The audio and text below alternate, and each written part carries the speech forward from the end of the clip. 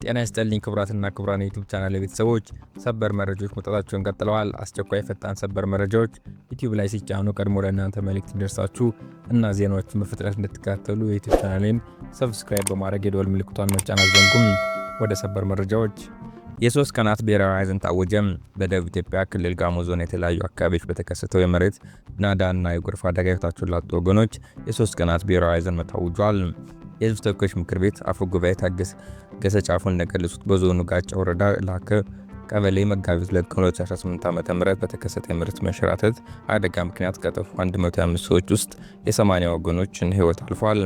የቀሪ ሰዎች አስከሬን ፍለጋ እንደሚገኝ ጠቅሰው የምክር ቤት በዜጎቹ ላይ በተከሰተው አደጋ ጥልቅ ሐዘን ተሰምቶታል ብለዋል። በኢትዮጵያ ፌዴራሊስት ዲሞክራሲያዊ ሪፐብሊክ የሰንደቅ ዓላማዎች ቁጥር 654/2021 አንቀጽ 22 ንዑስ አንቀጽ 2 ብሔራዊ የሐዘን ቀን ሰንደቅ ዓላማው ዝቅ ብሎ የሚውለበለብባቸው ሁኔታዎች የሕዝብ ተወካዮች ምክር ቤት ውሳኔ እንደሚያሳልፍ መደነጉን ገልጿል። በዚህም መሰረት በመሬት መንሸራተት ሕይወት አደጋቸው ያለፉ ዜጎቻችን በማስመልከት ከመጋቢት 5 2018 ጀምሮ ለ3 ቀናት ሕዝብ ሐዘን ታውጇል ብለዋል። በእነዚህ ቀናት የኢትዮጵያ ብሔራዊ ሰንደቅ ዓላማ በሁሉም የሀገሪቱ ግዛቶች፣ በኢትዮጵያ መርከቦች፣ በኢትዮጵያ ኤምባሲዎችና ቆንስላ ጽሕፈት ቤት ዝቅ ብሎ እንዲውለበለብ ውሳኔ መተላለፉን አስታውቀዋል። በእስራኤል የአረብ ሰፈር ነዋሪዎች በጥቃቱ ከፍተኛ ጉዳት እንዴት ሊደርስብን ቻለ በሚል ጥያቄ ሰነዘሩ። አንድ የቅርብ ጊዜ ሚሳኤል ጥቃት የእስራኤል መከላከያ ስርዓቶች ሊጠልፉ ባለመቻላቸው ከፍተኛ መነጋገር ሆኗል።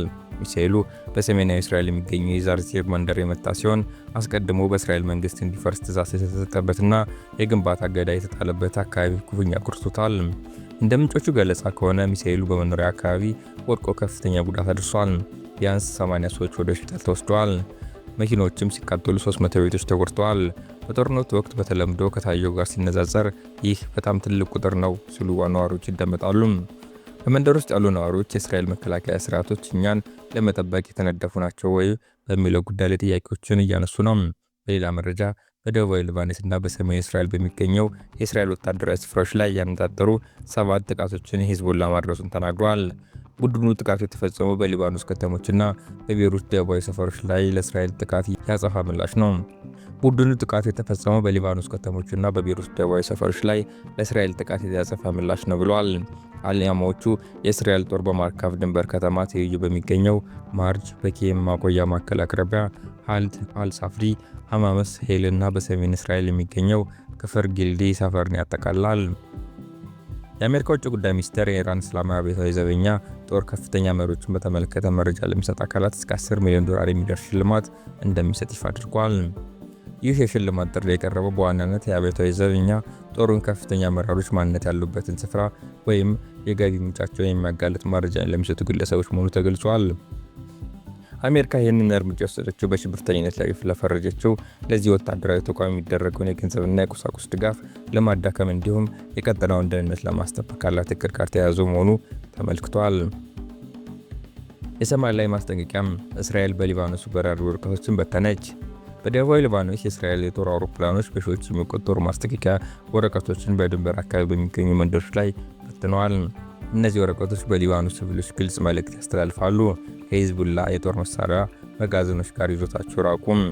እስራኤል እርምጃ የወሰደችው በሂዝቡላ ላይ የምታደርገውን የአየር ጥቃት በከፍተኛ ሁኔታ እንደምትሳተፍ በገለጸችበት ወቅት ነው። ወረቀቶቹ ነዋሪዎቹ ሂዝቡላ መንደሮቻቸውን ለጥቃት መጠቀሙ እንዲያውቀውም የሚንቀሳቀስ መልእክቶች አካተዋል።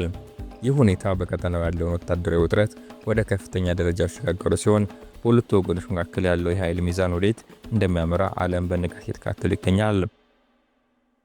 በስር ላይ የሚገኙት አቶ ዮሐንስ ቧያለው ለሁለተኛ ጊዜ ታመው ሆስፒታል ማቅናታቸው ታወቀ። ለዓመታት በስር ላይ የሚገኙት የአማራ ክልል ምክር ቤት አባሉ አቶ ዮሐንስ ቧያለው እጅና አንገታቸው ላይ የሚገኙ መገጣጠሚያ አካላቸው ተበጥሶ ታመው ሆስፒታል መቅናታቸው አንድ የቅርብ ቤተሰቦቻቸውና ጠበቃቸው ለቲክቫህ ኢትዮጵያ ተናገሩ።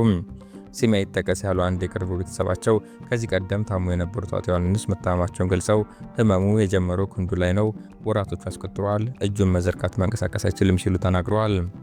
እጄን እየታመምኩ ነው፣ ወደ ሆስፒታል ውሰዱኝ ብሎ ሲጠይቅ አጃቢዎቹ ፈቃደኞች አልነበሩም። ከ3 ወራት በኋላ ቀኝ እጁ መንቀሳቀስ ሲያቅተው ፖሊስ ሆስፒታል ወሰዱት ሲሉ አስረድተዋል።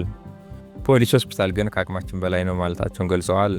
አቶ ዮሐንስ እንዲታከሙ ጠይቀው ፍርድ ቤት ትዕዛዝ አስተላልፎ የአጥንት ስፔሻሊስት ሆስፒታል ሲሄዱ በሰዓቱ ሕክምና ባለማድረግ እጅና አንገትህን የሚገናኘው መገጣጠሚያ ተበጥሷል፣ የአጥንት መሳሳት ተከስቷል መባላቸውን ተናግረዋል።